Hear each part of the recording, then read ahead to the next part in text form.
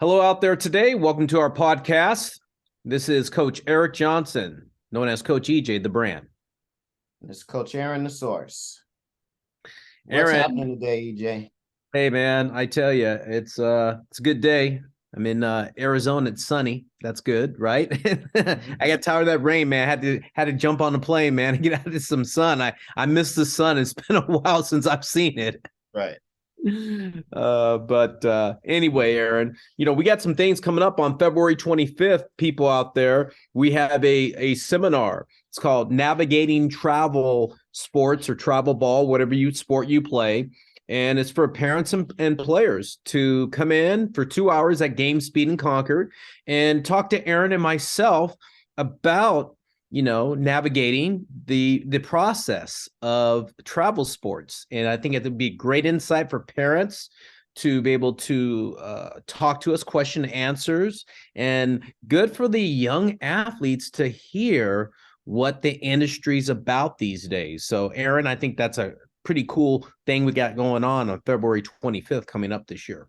Yeah, no, it's going to be a good time to be had by all. 2 hours of listen to us live in person, and actually the best part is you get to ask your questions. So you get to get the information that really is pertinent to you. So it's a good opportunity. And Riddle me this. What's our subject for today, Batman? hey, too many teams, too little training. That's what I'm going to talk about, and that's what you're going to talk about, and we're going to hit it. The dynamic duel is going to hit it today. Aaron, man, I tell you, too many teams, too little training, and this is something that's near and dear to my heart because I'm in the industry of baseball, and I see it in a lot of sports now because I talk to other coaches in other sports, whether it's travel basketball, whether it's golf, tennis, all kinds of stuff about coaching players, all that stuff, but mostly in team sports, soccer, too many teams, not enough training for their athletes. They have a lot of teams per age group. Like I'm gonna use an example, this age group of 11. How many elite teams can you have? This is the elite this, and this is the elite that. And there are 5 11-year-old teams, and like everyone has the word elite. They just put a name at the end, like Elite Thigpen, Elite Johnson. I mean, come on. Are there really 90 elite ball players out there in that age group? And do you have them and you send them all over the place? So that's what I'm talking about. I mean, it's too many teams, not enough training. You throw these kids inside 1 day a week, and then they don't get any outside practice. It's just like, okay, let's go to a tournament and play. What's going on, Aaron? That's just it's driving me crazy a little bit because I don't get it. What are we trying to do here? And it doesn't matter what level you're at. I'm not talking about levels here. I'm talking about what are we really doing here in our industry? Yeah, I think the first thing parents and athletes should realize on the onset is probably ignore the titles. Ignore the premium, ignore the elite, ignore the select, ignore, all of these adjectives that are used to say, this is something special or something, different, especially when you pull back the lens and you look at the landscape. And like you said, well, how can one organization have 60 elite 12-year-olds, just within one organization? Yeah, it doesn't really make a whole lot of, do the math. It doesn't make a whole lot of sense. It doesn't. So, I think that's one of the easiest things to do is just step back and say, okay, they've got an elite section. All right. Well, how many kids are in this elite section? And then, what's the level of play? Does this level of play look any different than the level of play at, whatever their other tier? Just because you're traveling doesn't necessarily make you an elite team. It makes you a traveling team. Traveling. And so that's not an identifier either. We talked in our one podcast about, pedigree of coaches. If this is an elite level team, what's the pedigree of the coaches that are, managing this team? Is there a jump from one level to the next in the organization in terms of, maybe, whether they have an A level team and then they have the next level, elite level team, whatever they want to call it. Is there a difference in the coaching expertise? Maybe that's one way to identify, if this is something that is a jump up, because that's really what you're looking for. Is you're looking for that separation from that bottom tier or that tier that's below you. Right.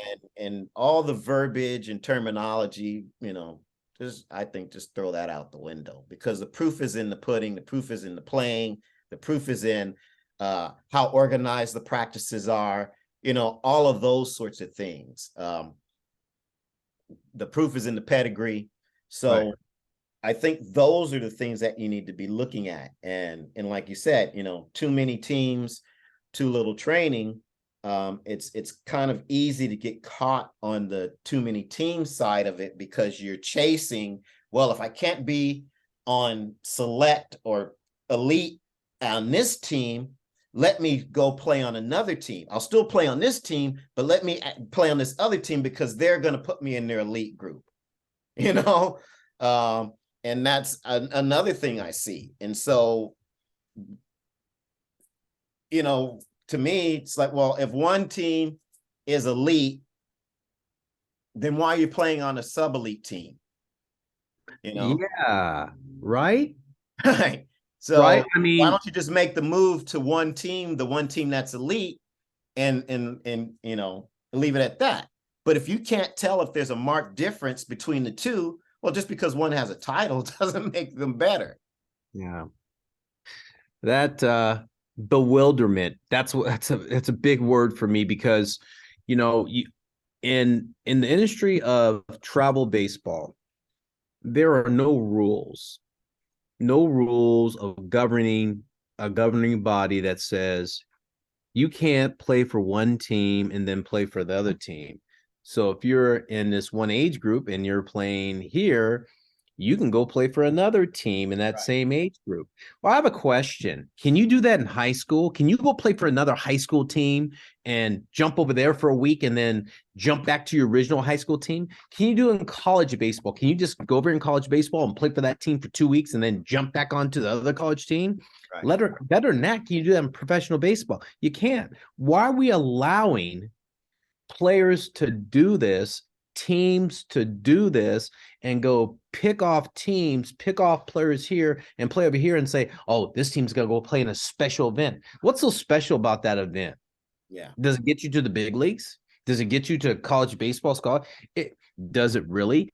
I don't understand so much of that at a young age. I don't. And training is important. You said this earlier. I want to go back to this, is that the pedigree of the coaches, and you're at this one level, the A level, then you go to the elite level. There's got to be some separation, like you said. And is that from the coaches or the players? It probably should be from both. That it should be better coaching and better players that are like-minded and play at a certain level. Like, can you play catch at a high rate of speed? That's the first thing. If you're talking about an advanced level team, can you play catch and then tag, transition the ball and throw it to the other guy fast? And can that other player do the same thing? Can all 12, 13, 14 players do that? Now, that's elite to me. Okay. That makes sense to me. Can all the players, hit very well? Can they mash? Can they bang? That's elite to me. Can the pitchers throw, a certain speed with control and with pitchability? Not just throw hard, but pitchability. And do they have command of the ball? That's elite to me. That means that team must be getting some good training. If they're within that organization, then that makes sense. That's an elite team. I get that. But again, I'm going to jump into another subject, Aaron. you get all these elite players together and you get a coach, and all of a sudden it's just like, okay, we have elite team, but they're not getting trained. These players kind of get stagnant and they don't develop either. And then everybody else who's getting training catches up to them. Then what do you have there? So it's kind of an interesting subject to me. I think, my opinion, there's too many teams. And there's too many teams right now. Years ago, and I'm going to jump back 10 to 15 years ago, there was one majors division. Okay. And that's what you played in travel ball. You played travel ball. It was 10-year-old majors or 12-year-old majors or 14-year-old majors. And that was one team per organization. They didn't have two teams and stuff. You couldn't find that many players to have that. But you aspired to be on that team, and there were tryouts and people were trying to make that team. And that's why players, I think, were developing faster. Also, they were playing with other players, but you know what? There were less teams. They were getting better coaching. It didn't matter who it was. They were just getting better coaching. There was a separator. Now it's just like there's so many teams, there's not enough fields, Aaron, to get training. There are not enough facilities to get training. That's the whole thing. We're landlocked as it is in California. But to be honest with you, there's not enough parks and there's not enough facilities for players to have that. So what is happening in our industry? As I go on this tangent a little bit, we're developing inside players that just are cage players that are just lesson players. They go out and do their pitching lesson, catching lessons, hitting lessons, and fielding lessons. And they do it in a small environment, a cage, a room that is 20 by 40. And you don't see them move around and do that. Now, I believe in training like that, but you have to get outside too, and you have to test the training you're getting. That's why I say there's too many teams, too little training, because there's not enough time, there's not enough facilities, not enough outside fields for that to produce really good ball players that can develop. And I'm big into training and development, and I think there's a time and place for all of that. But unfortunately, there's so many teams, that place is almost non-existent in our industry today on a consistent basis. Hey, 2 cents. I don't have anything to add, man. This is gonna be a short one. You wrapped it up. Hey, with that said, glad you enjoyed us. Please hit us up on Spotify, hit us up on our YouTube channel, Aaron. Please give us feedback, Aaron. Please, write Aaron, text Aaron, send them questions out there, please, to us at the brand and the source. That's what we do. We're here to answer your questions and talk a little bit about what's happening out there in sports, youth sports today, and professional sports. So with that said, hey, this is Coach EJ, the brand. This is Coach Aaron, the source. We'll see you.